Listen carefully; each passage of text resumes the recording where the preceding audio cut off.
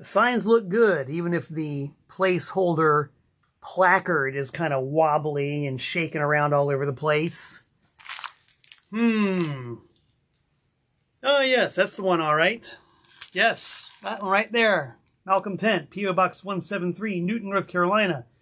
28658, my mailing address. And I sort of gave the game away already, but it's New Year's Eve, so I'm entitled to do whatever I want. Malcolm Tent here, bringing you this week's episode of Tent Talks Tunes, the last one of 2025. A very momentous year, let me tell you. Whew, quite a good year. And I'm going to make sure that we're having quite a good broadcast, as I have done for most of the weeks in the year 2025. Leaned over to the desk and grabbed my mouse and squinted at the monitor I have here to make sure that I'm going out live. It's a bit of a Tent Talks Tunes ritual that you regular viewers should be well acclimated with. Squinted at the monitor I have here to make... And I have to turn off the speaker to make sure I don't get wild feedback, which is great in a performance situation, especially when I'm doing my noise project called Fried Man. But this is not Fried Man, this is Tent Talks Tunes, and Tent Talks Tunes is indeed going out live over the ether, through the cables, bouncing off the satellites, transmitted at the speed of light through fiber optic technology. Yes, all is good. And you people watching the rerun on YouTube, you don't care about that one tiny bit. But when we're here live in the moment, it's pretty critical. So anyway, yeah, we got a lot to talk about today, so I'm just going to get right down to the brass tacks of it. We're going to take a look at the bulletin board, first of all, which 2025 is not even officially over for several hours, and already the 2026 calendar is stacking up. My stars and garters. Look at all these things we got happening here. January 2nd, I, Malcolm Tent, make my concert debut for 2026 at the Rooster in Gastonia, North Carolina. And that's going to be a fine, fun event. I'm sharing the stage with RBNX, the brainchild of my pal Mike Dietz, who is the bass player in a little band called They Hate Us, who I am the guitar player for. And They Hate Us has been on a hiatus for a while, but as far as I know, we're still a band. And as far as I know, Mike Dietz and I are still bandmates. So this will be the first time we've shared the stage together, albeit as separate performing entities, since the pre-COVID days.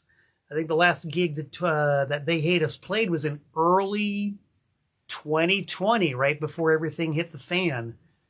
Crazy to think about that much time elapsing.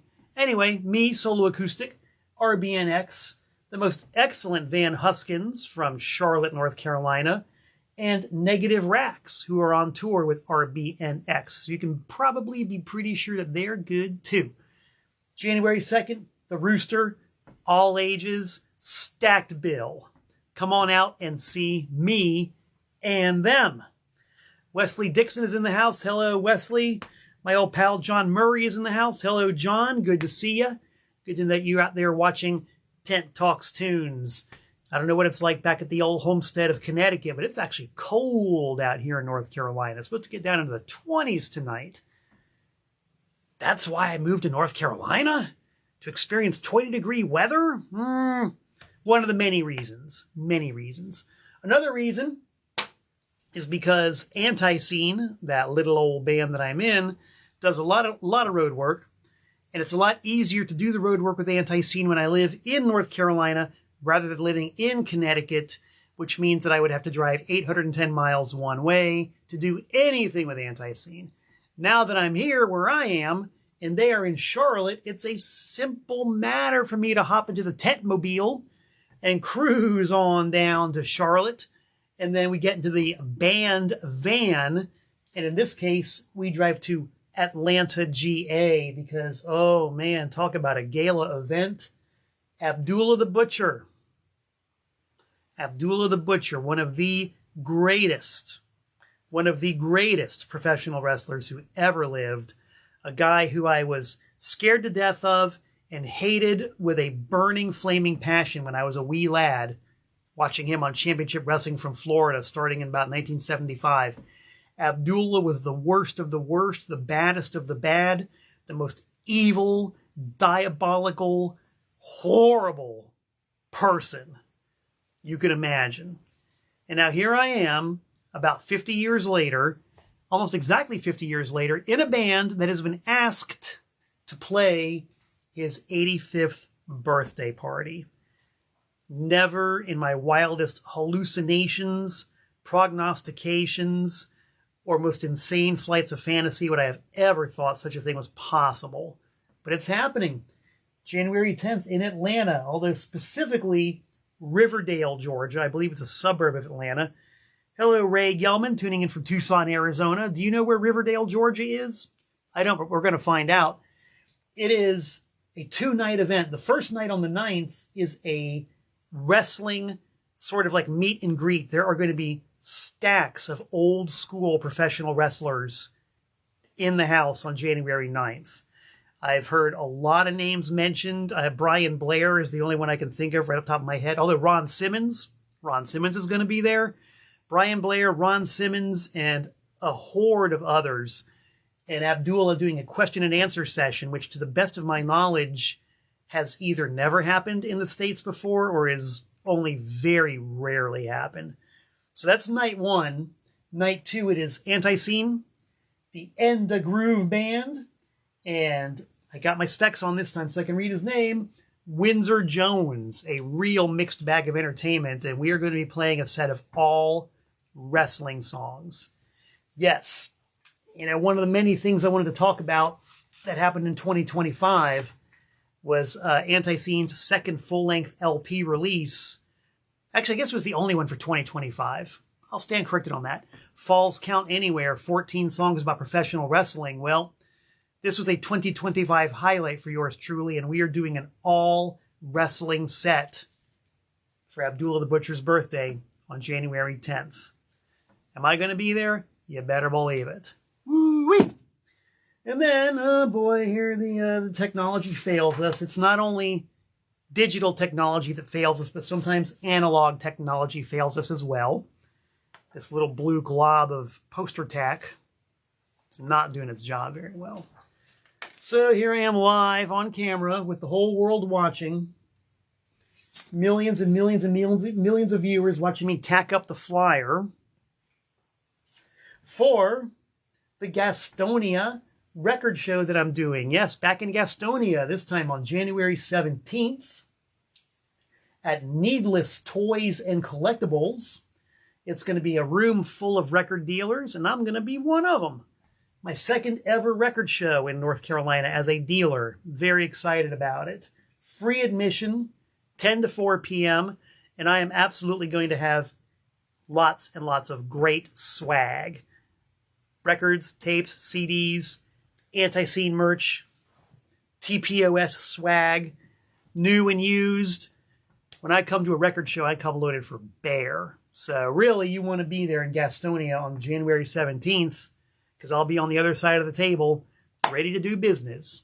And if for some strange reason you missed that, well, guess what? Sorry, I didn't, I said Gastonia, and I was totally wrong. Lincolnton, January 17th. At Needless Toys and Collectibles, Lincolnton. Gastonia is February 28th. Everything I just said about the Lincolnton Record Show goes the same for the Carolina Record and Music Expo in Gastonia. So 2 fine selling events. Maybe I can finally clear some of this stuff out of my living room, and you can put it in your living room. Because that's what it's all about. And I'll drink a toast of hickory tap to that. My old compadre Grant Den is in the house. Grant, the original guitar player from Broken Talent.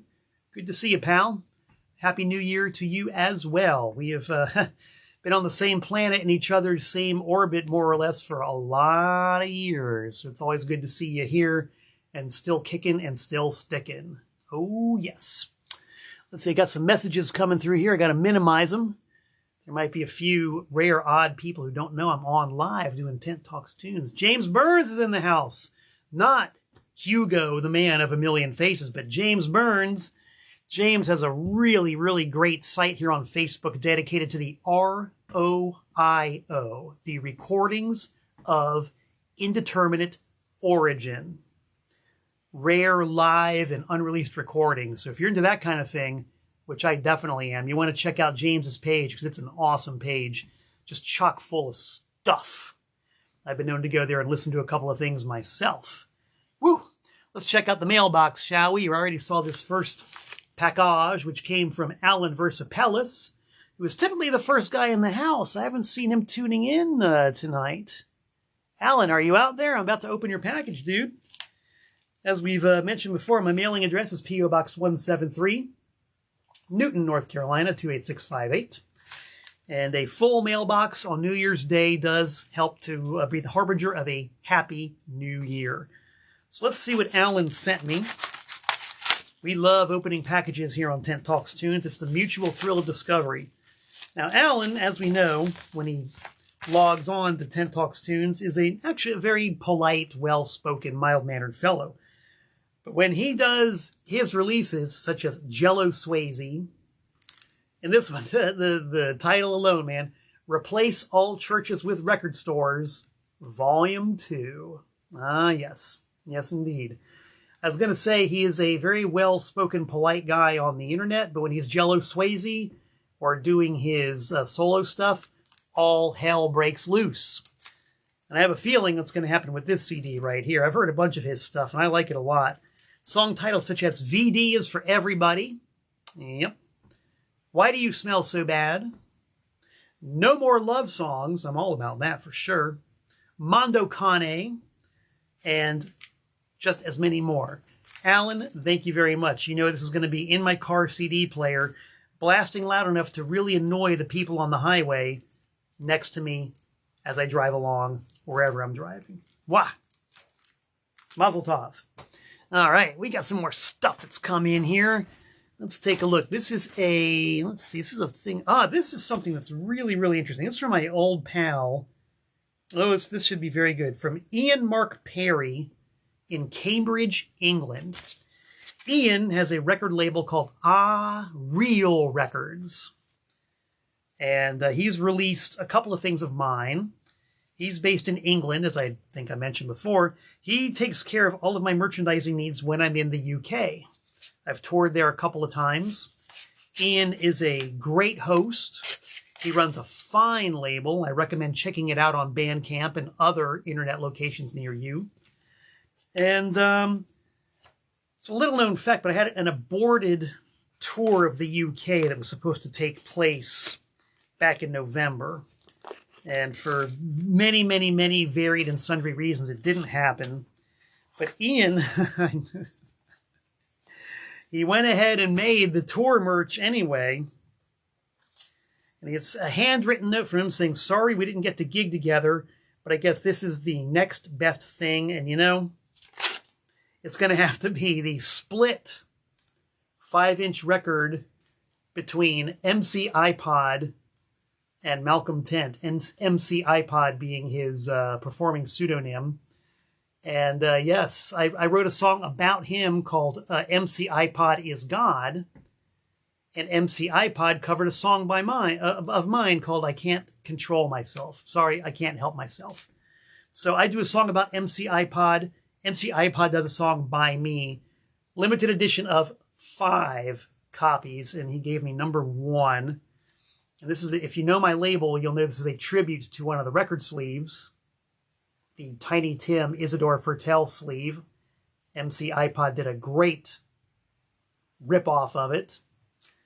And the record itself is something that my other pal, Gary Forney, showed me for the first time. This really cool little itty-bitty hand-lathed 5-inch record. I guess you can get these Japanese-made toy hand-lathed records and actually make your own hand-lathed records. And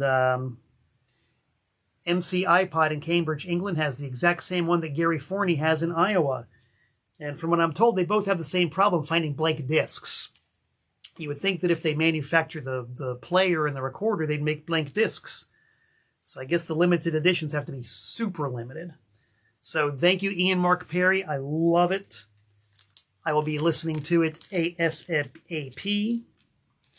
I mean, that's analog technology at its finest. Murray Gelman. We had Ray Gelman. Now we got Murray Gelman from Tucson, Arizona, tuned in. Hey, Murray says he's got a care package on the way. Best one yet? I'm excited to find out. We'll unbox it live here on Tent Talks Tunes. Speaking of Gary Forney, TPOS recording artist Gary Forney, he just sent me a package that I was not expecting at all. This was a real mystery. Showed up in my mailbox one day, and here it is. So Gary, if you're watching, I got it. It's here live. Now I'm taking the 3 mile scissors out, and we're going to see what you sent me. Gary Forney has the band Pumpkin. He used to have a band called Iowa Mountain Tour. He and his lovely wife, Bonnie, and his most excellent son, Josh, make really cool music. I've been honored and delighted to release quite a bunch of it on TPOS. So what's Gary got here? And this is a full-length LP by the looks of it. Oh, wow, look at that. Look at that. LP. Gary Forney. Well, well, well. This is really something. I was not aware that this was in the works. This is very exciting. Man, this is deluxe packaging. Look at all that. Full color, front and back inner sleeve. Full color front and back outer sleeve. This is great. Let's take a look at the vinyl, shall we? Ooh, yes, yes, yes, yes. Super deluxe. Look at those labels. Beautiful. This is Return of the King by Gary Forney. Now, he had sent me some of these tracks before, and I guess now here they all are on official vinyl. Gary, if you're tuned in, please post a link as to where people can get some of this stuff, because they need it. They want it. They got to have it. And sorry, guys, you can't have mine. It's mine. Mine, mine, mine, mine, mine, mine, mine. Belongs to me. Me and me alone. Haha. I love getting stuff in the mail from TPOS recording artists. Ah, so cool. A toast to Gary Forney and his wild creative streak.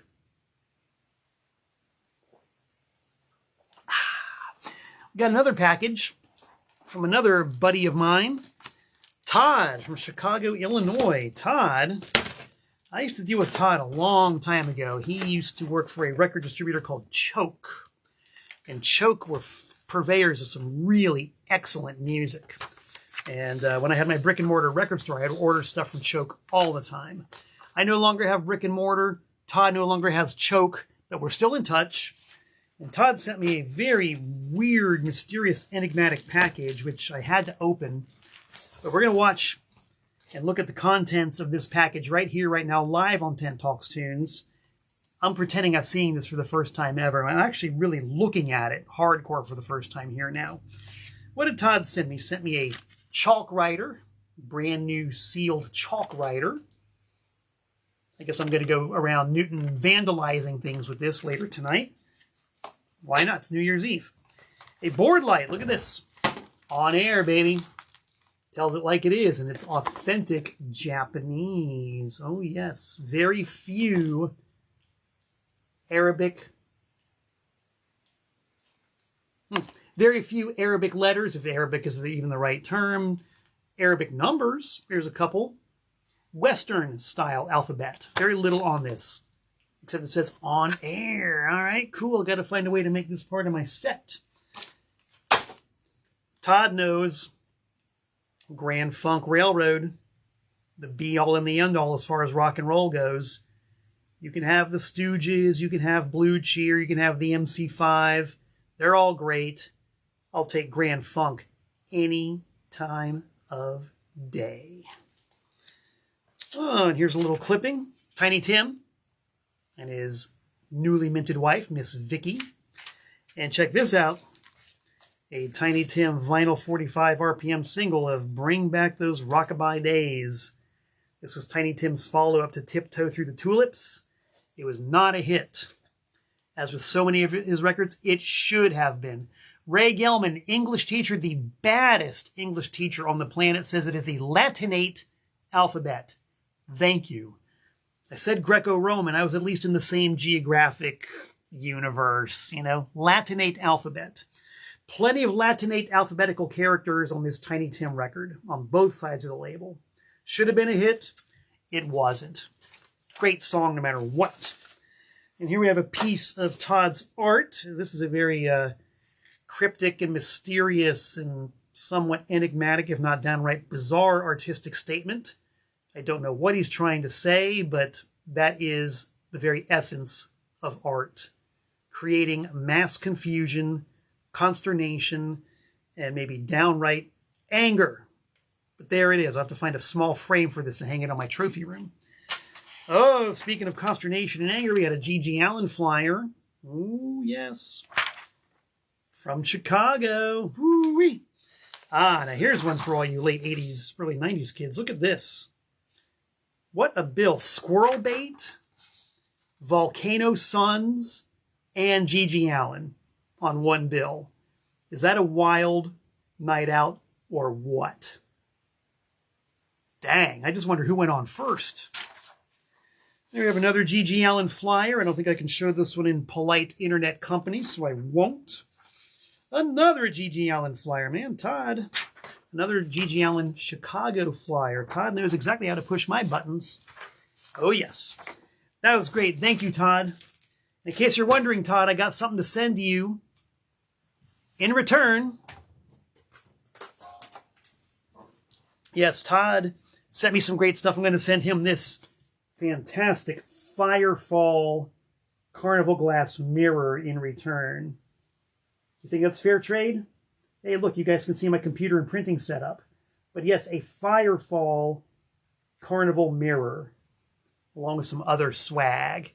If we got any Firefall fans out there, raise your hands. I want to see some thumbs ups, some hearts, some WTFs. For the longest time, I thought these guys were Ambrosia. But no, it's Firefall. If there's even much of a difference anyway. Speaking of chilly-ass, cold Connecticut weather, Dennis.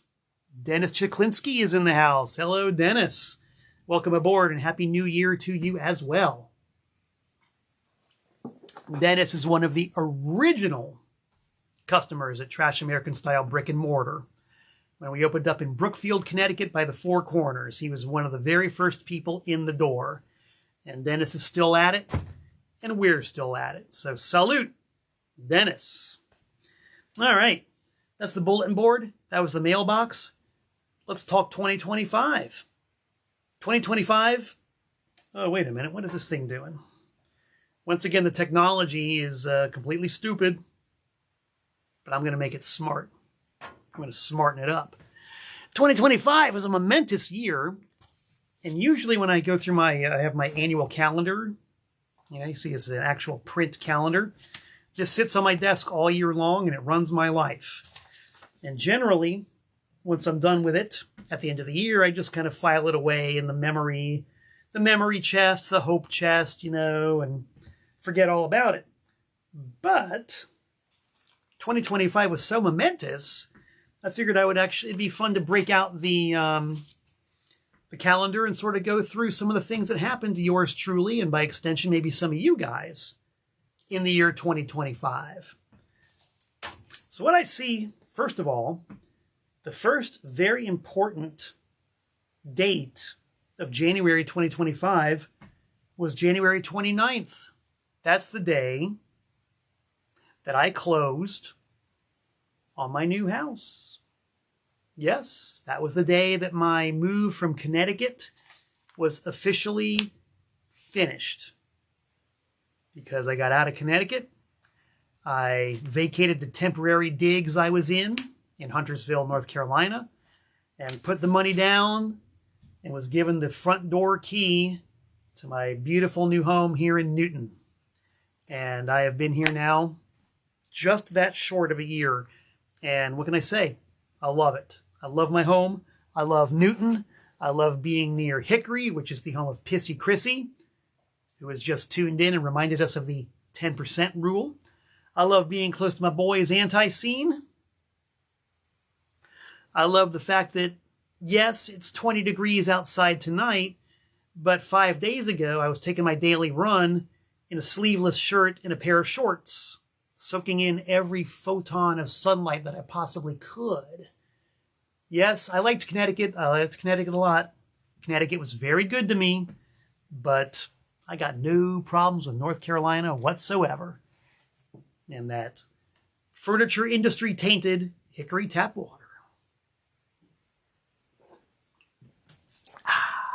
That is indeed a happy anniversary. Almost exactly 11 months here in North Carolina. Let's take a look at what else was going on in February. Ooh, February 16th. That was a very interesting, February 19th. That was an interesting event. That was one of the Mega Tent Talks Tunes episodes. That's when I did an incredible, if I do dare say myself, marathon 2-hour edition of Tent Talks Tunes, analyzing the psychology of G.G. Allin. Excuse me. A very complex, downright labyrinthine, quite unpleasant, yet endlessly fascinating topic. I thought I was going to go on for an hour. When I did dry runs of it with various friends and associates, it clocked in at about an hour. But when I really got going and started sinking my teeth into the topic, like all these interconnections were made and all these points were brought up, and ended up being like a 2-hour presentation. And to this day, I'm extremely proud of it. And I'm working on a print version of it. I'm going to take my original handwritten notes that I used and flesh them out into a readable book form. So watch for the Psychology of G.G. Allin transcript in readable book form, hopefully sometime in 2026. Hopefully. And in the meantime, you can look on my YouTube channel and see the essence of G.G. Allin's psychology as analyzed by me on my YouTube channel. Check it out. Even if you don't like G.G. Allin, and I know a lot of you people out there don't, the story itself is just fascinating. It's really, really fascinating stuff. Let's see. That was a big event in February. March 6th. Nope, not March 6th. February 27th, I made my North Carolina concert debut as a North Carolina resident. I played in Morganton, North Carolina, a show promoted by my good friend Stacy Peak. He's the owner of Green Eggs and Jam, which is a super cool cultural emporium in downtown Morganton. Put me on a bill with the great Joe Buck yourself. And Joe Buck was not in a very good mood that night. His set was kind of perfunctory. He basically played and split as quickly as he could, but I had fun. It was a real good show. I really enjoyed interacting with everybody and doing my usual thing. And I'll remind you, January 2nd, I'm doing it in Gastonia. MT solo acoustic gigs. They're not very common these days, mainly because of what happened in March 6th, 7th, and 8th. The almighty anti-scene took a swing down to the Gulf Coast. Yes, indeedy do. We played Piedmont, South Carolina. We played Atlanta. And we played in Fairhope, Alabama. And Fairhope is a apparently quite upscale suburb. Not sure if it's attached to Mobile or not. But a very nice town, because the comments that we got was, anti-scene? What are you guys doing in Fairhope? And when I got there, I saw what they meant. Very nice town. We were made to play very nice towns. What can I tell you? We played at Tribble's in Piedmont, South Carolina, which is one of my very favorite concert stops in this great land of ours. Run by Mr. and Mrs. Tribble, who are fantastic hosts, great promoters, and they own a super fun venue. And in Atlanta, we played the Star Bar, which is when Abdullah the Butcher showed up to come see us, which is what led directly to us playing his 85th birthday party. Even if you didn't know you had the dream, sometimes dreams do come true. So yeah, March of this year, it's when those wheels were all set in motion. That's pretty cool. Let's see what happened in April. Oh, April 5th, Pissy Chrissy and I had an IKEA date. Because, you know, I was newly moved into my home and had to get some furniture, so we went to IKEA. I'll be the first to say that I do not like giant-sized mega corporations. I do not like chain stores. But I did spend a few bucks there. And it was fun. It was fun. Let's see. April 12th. I wish I had this close at hand, but I don't. The reason being that I hung it on a wall. But on April 12th, I visited local artist Alvin Ward. Alvin is a painter of no small talent. Alan made a fantastic painting. And Pissy Chrissy, if you're watching right now and you're still tuned in, maybe you can track this down and post a link to it. Because we both got much hilarity out of this. Earlier in 2025, there was apparently a late-night fast food fight at the Waffle House in Morganton. And some people sitting in a booth captured all the key moments. And of course, things like that are pretty funny anyway, but the fact that it happened just down the road in Morganton, doubly hilarious. And the fact that Alvin Ward immediately got out his paintbrushes and his canvas and his easel and made a painting of it in his style, made it triply hilarious.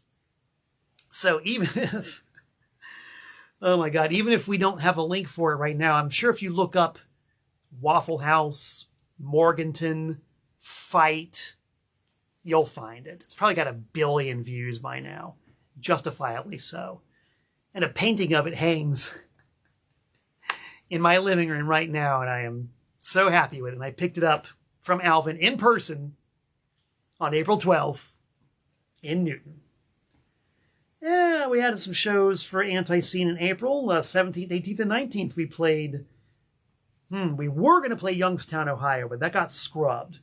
We did play Cleveland. No, we didn't play Cleveland. Where did we play? Yes, we played Youngstown, Ohio. Yes, at the West Side Bowl.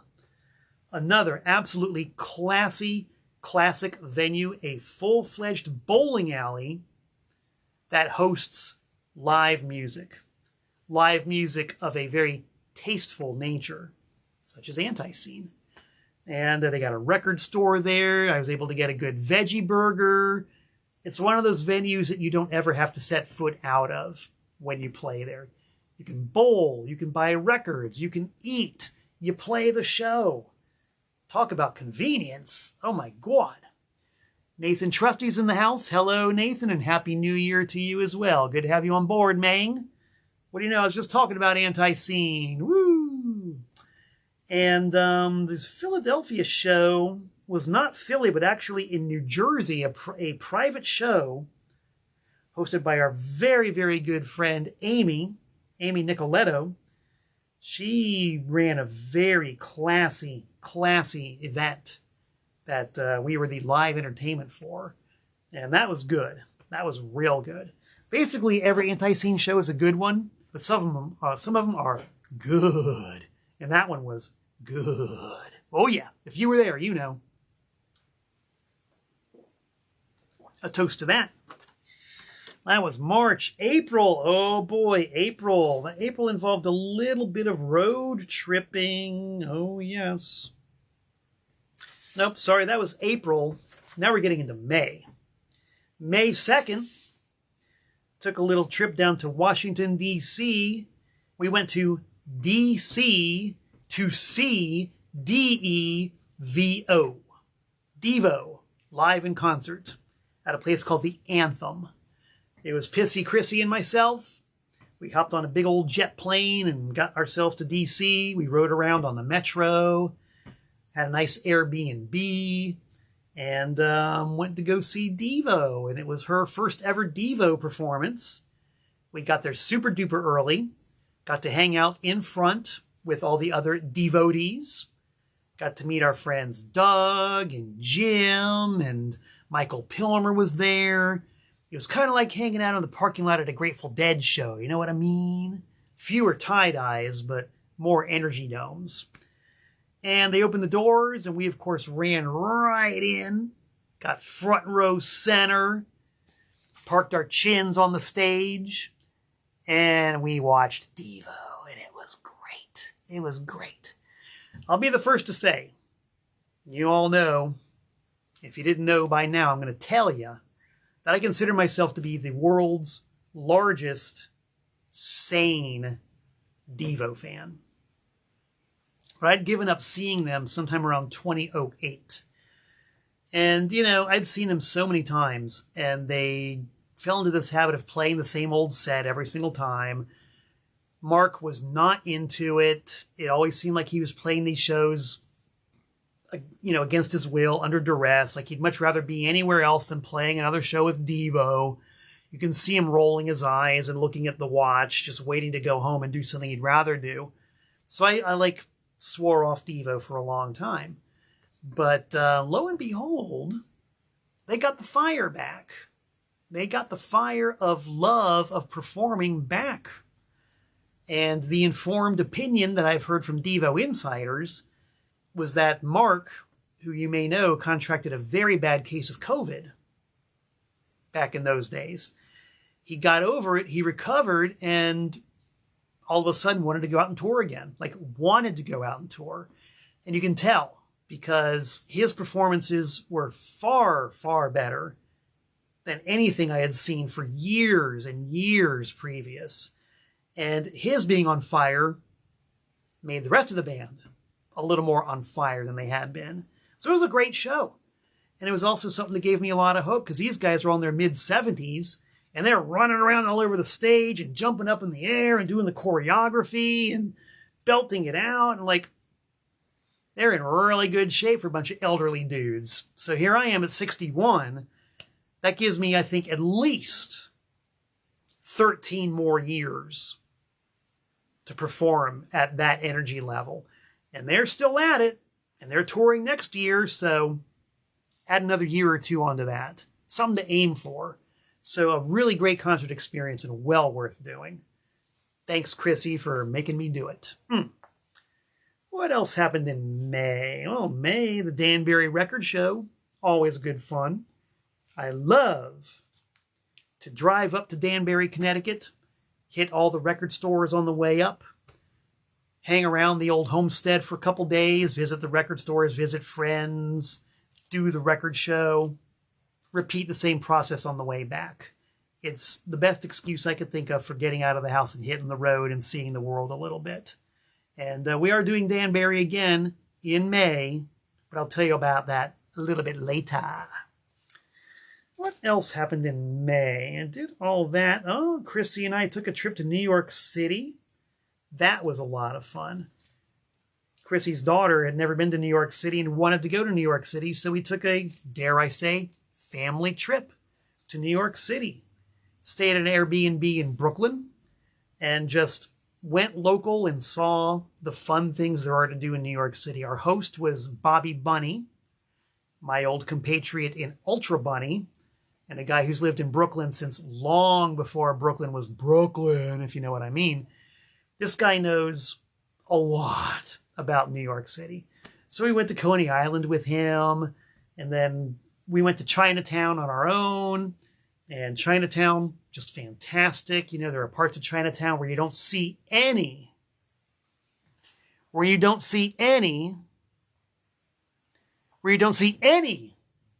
Latinate alphabet at all. You could be in Chinatown. It's a really wonderful atmosphere and great fun. And I loved it. Chrissy loved it. The kid loved it. Well worth doing it. And we've got it on our date book to do it again. Just like Steely Dan. Do it again. That was May. What happened in June? June 1st was a, I'm not going to say exactly somber event, but an event that was very serious and a cause for reflection. June 1st was the day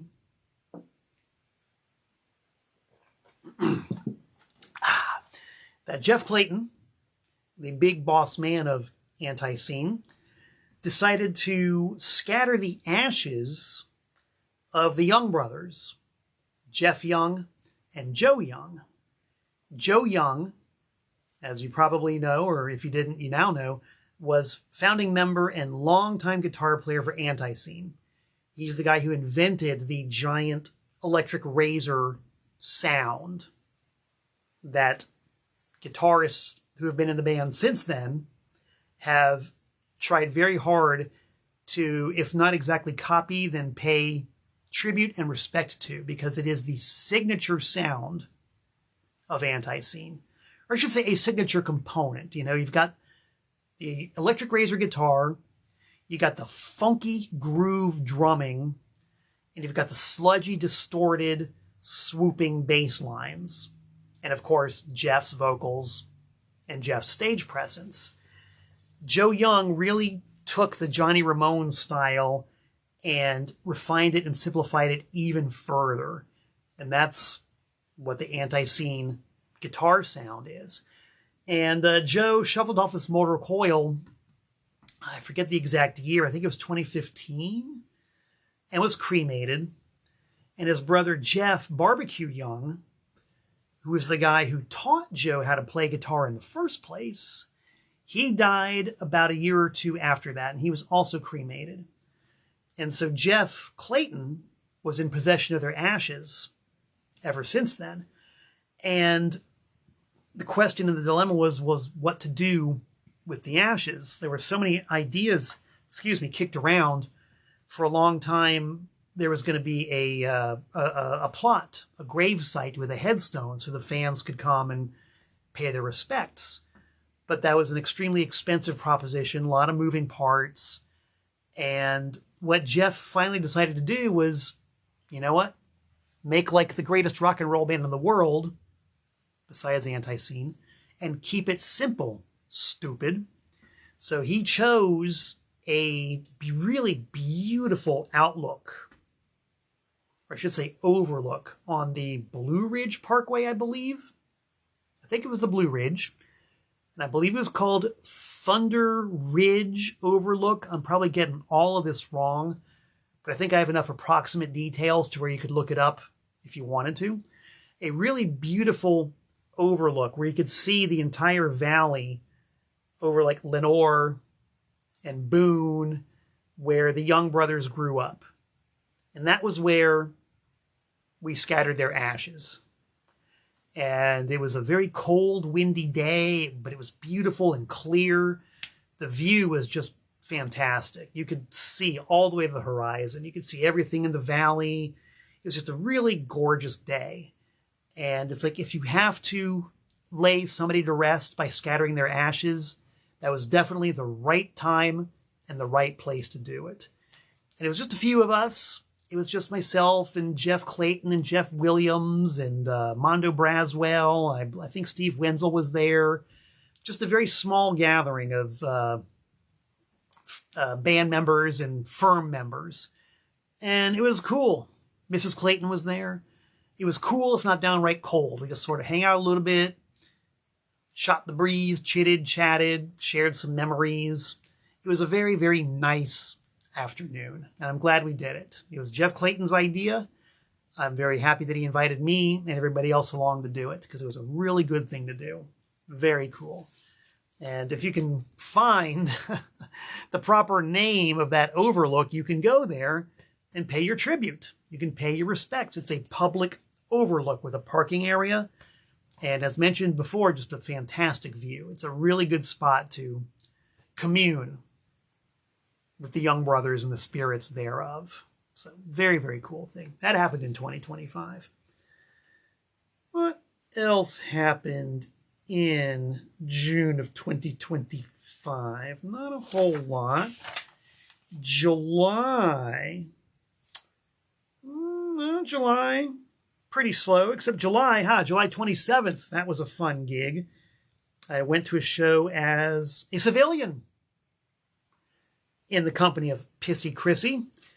We went to Snug Harbor in Charlotte to have an evening of black metal with a group I used to play with called Profanatica. Oh yes, Profanatica. the original U.S. black metal band.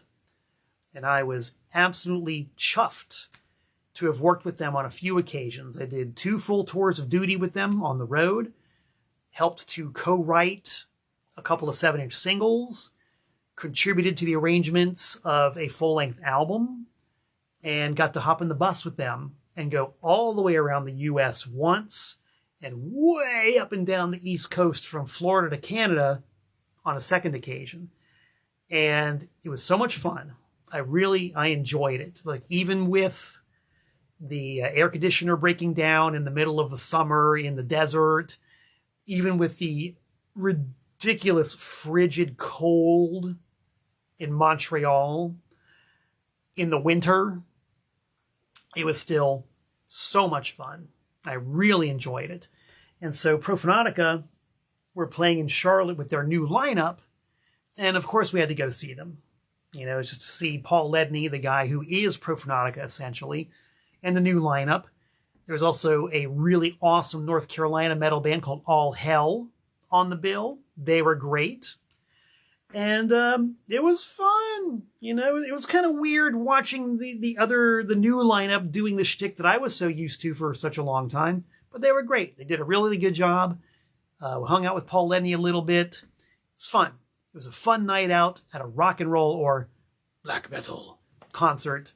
And if Profanatica comes this way again, I think we'll go see him again. Mazel tov. What else happened in July? July, let's see. I went to the chiropractor, whatever. Saw a really good band called Sitch in Charlotte. Unless that's the time we didn't go see them. I could be wrong. That might not have happened this month. Let's see, we're looking at August now. August, I don't remember if we saw Sitch or not, but we did see Sitch sometime this year. Sitch being a dream situation collaboration between 2 great bands, Floating Action, and not a band, but a guy called Michael Now. You could call him dream pop. I call him low blood sugar music. It's just very low key, very melodic, very kind of spacey and ethereal. Pissy Chrissy turned me on to them. Really, really good concert. And so I recorded the whole thing, as I am prone to do, and reached out to the Sitch people and said, hey, how about a release on my fabulous label? TPOS. They said, sure. Awesome. So theoretically in 2026, you can look for a Sitch record, cassette, CD, 8-track, reel-to-reel, maybe a mini disc. I don't know. But that's the plan. We're gonna blitz everybody with Sitch formats. And I'm looking forward to that because they're a great band, really cool people. And I'm just in love with the recording I made. And they were too. Pretty cool. Pretty neat. Pretty ginchy. Pretty swell. What else happened in August? Not too much of interest to any of you folks. There's Pissy Chrissy. It was August 4th. No, that can't be right. August 4th was a Monday. I have it as August 9th. It says Sitch Asheville.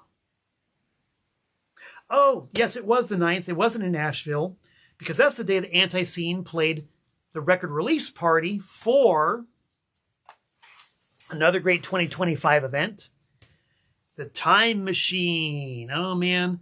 Anti-Scene is nothing if not prolific, and we did a 12-inch maxi single called the Anti-Scene Time Machine that came out in 2025. Yes, that is Donna Summer on the front cover. Yes, we did a Donna Summer song on this record, along with songs by the Sex Pistols, along with songs by Steppenwolf. Wait, not Steppenwolf, sorry.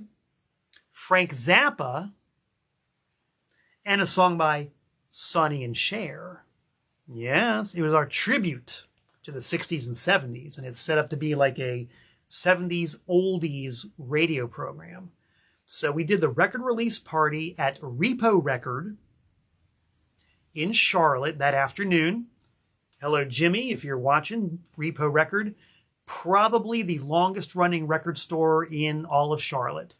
In fact, I'm going to go ahead and say that they are the longest running record store in all of Charlotte. A landmark in the Queen City. So we played that afternoon to promote Time Machine, which came out in 2025. And then that night, Chrissy and I went to see Dream Sitch, where I made the recordings for an upcoming TPOS release. See, that's the way I like to spend my days. Super productive and chock full of action. That's the way Malcolm Tent rolls. That was a good day. And to spend that day in the company of Pissy Chrissy, even better. Woo! Well, I'm glad we figured that out, huh? Oh, yeah.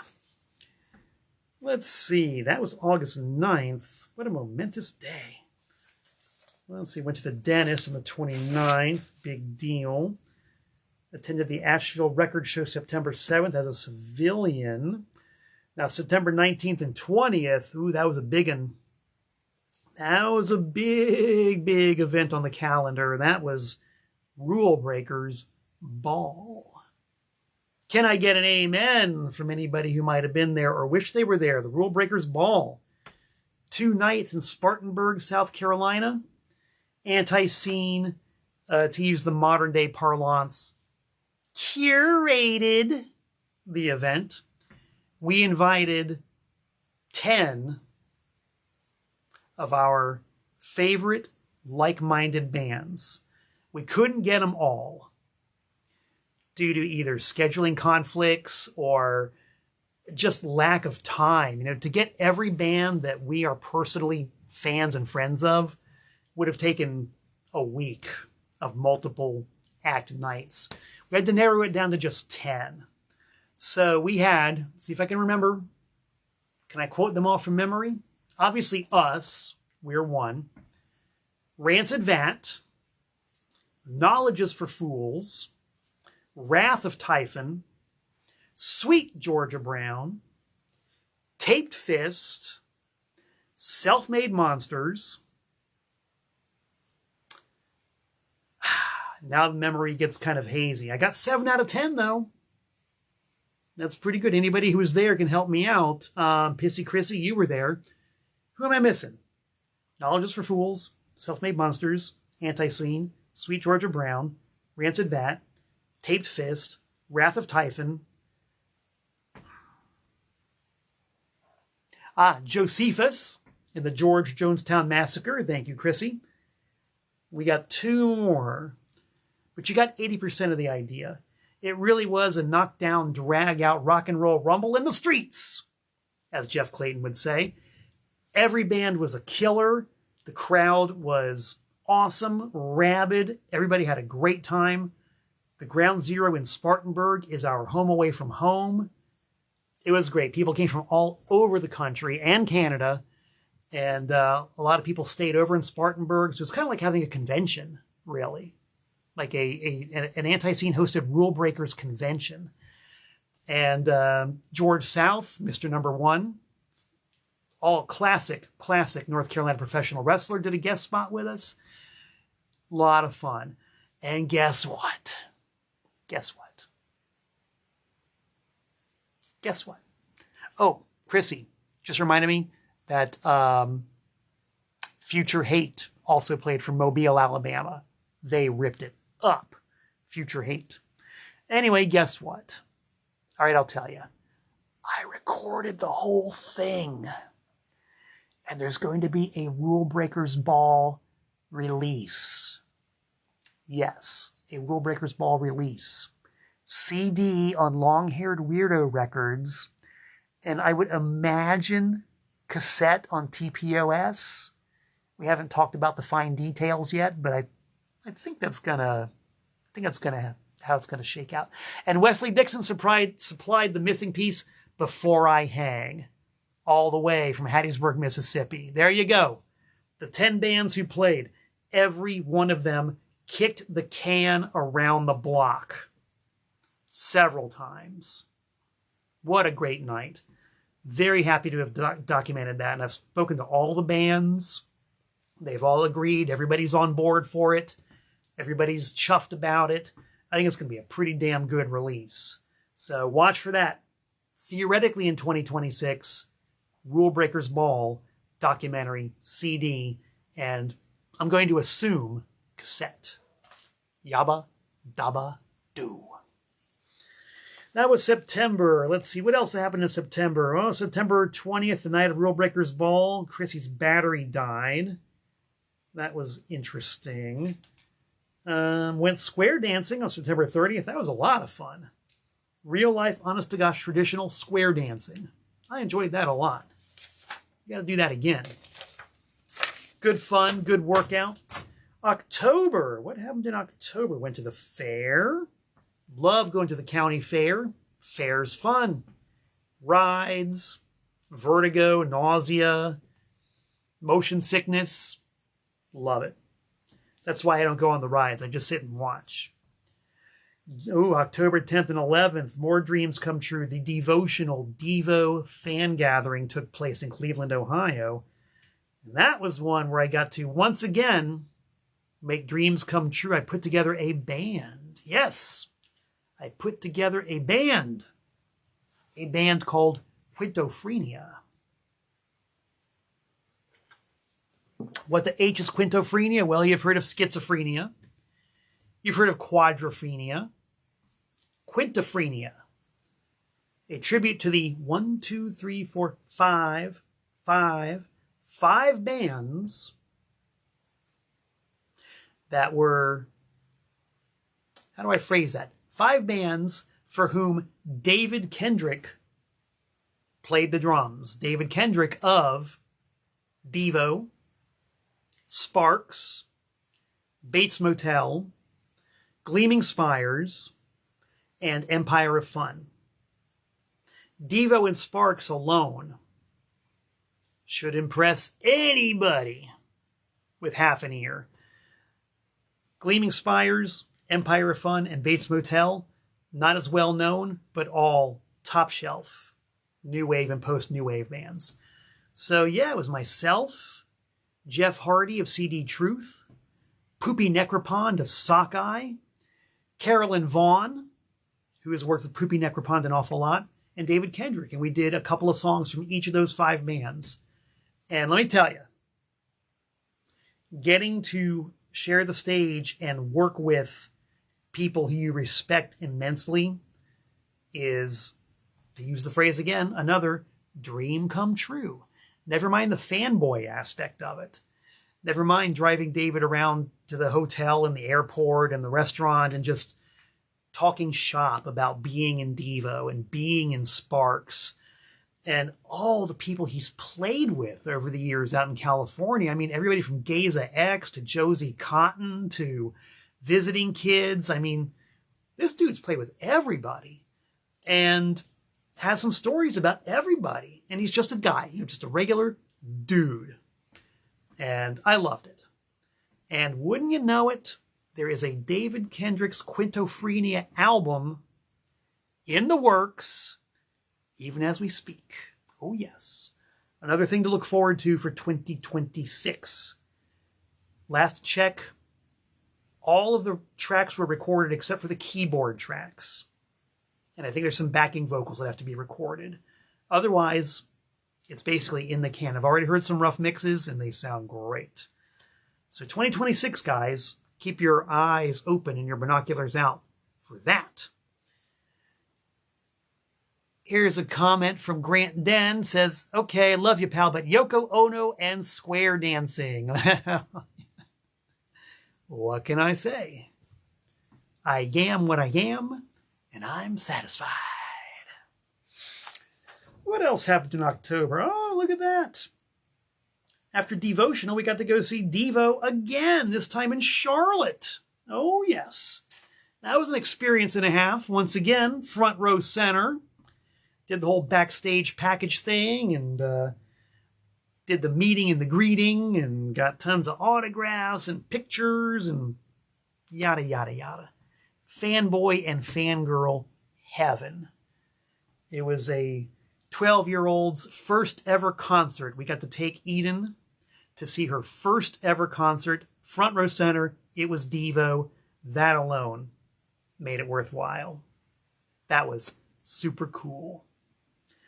And the next day, Anti-Scene played in Morganton, North Carolina at the Brown Mountain Lights Festival. Another event hosted by Stacy Peak of Green Eggs and Jam. All day, all night festival. Outdoor stage, outdoor venue, just us in the clear black sky. We didn't see any Brown Mountain lights, Brown Mountain lights, but we did kick up some dust. I can tell you that for sure. That was really good fun. Got kind of cold as the night went on, but the music kept it warm. Very happy that we did that. Shared the stage with a bunch of cool bands. Let's see, went trick-or-treating on Halloween night. That brings us into November. What happened in November? Second Danbury record show.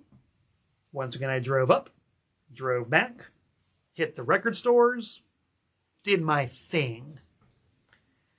And then that brings us to December already. My gosh, December. Some more Anti-Scene shows in Wilmington and Charlotte. We played the 56th anniversary concert at the Milestone in Charlotte. Both nights were with Kelsey Ray Copeland, the Tennessee Weeper, who plays very downbeat, quiet, slow, traditional country music. And the second night was with Jason Moss and the Hosses. And the first night was with Simis and 825. Each of those bands are like more up-tempo, driving, Hank 3 style country music, still rooted in the traditional form. I think it's the only time we've ever done a run of shows with nothing but country acts supporting us. It was pretty cool, and the crowds loved it. The crowds really popped for them. And it's a discussion that Jeff Clayton and I have had on a couple of occasions, is like, if we could put together a band with an authentic country band and an authentic blues band, or authentic blues singer with us, you'd have the perfect night. You would have the core elements of rock and roll and rock and roll. So we're sort of scanning the horizon for any authentic blues players who might be out there who'd want to share the stage with a bunch of knuckle-dragging bad guy professional wrestlers. There's surely somebody out there. It's an idea for the future. You know what I mean, Jelly Bean? Sure you do. Well, let's see. What else happened in December? Went on a train ride. Rode this sort of Polar Express thing on the 20th. That was a lot of fun. And that brings us up to date. Look at that.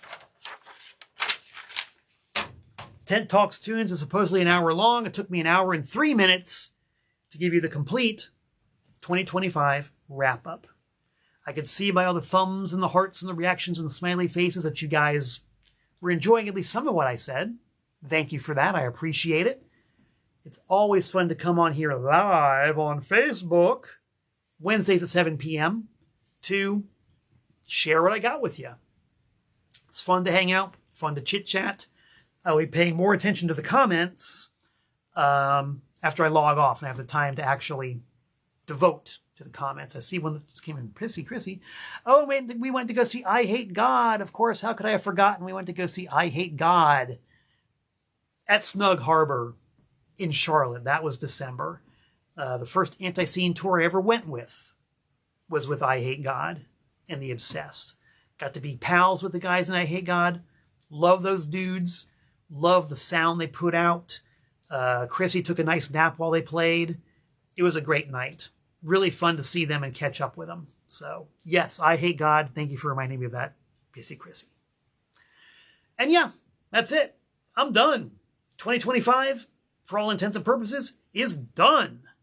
So, just going to give you a reminder. I'm playing in Gastonia on the 2nd. Abdullah the Butcher birthday celebration on the 10th.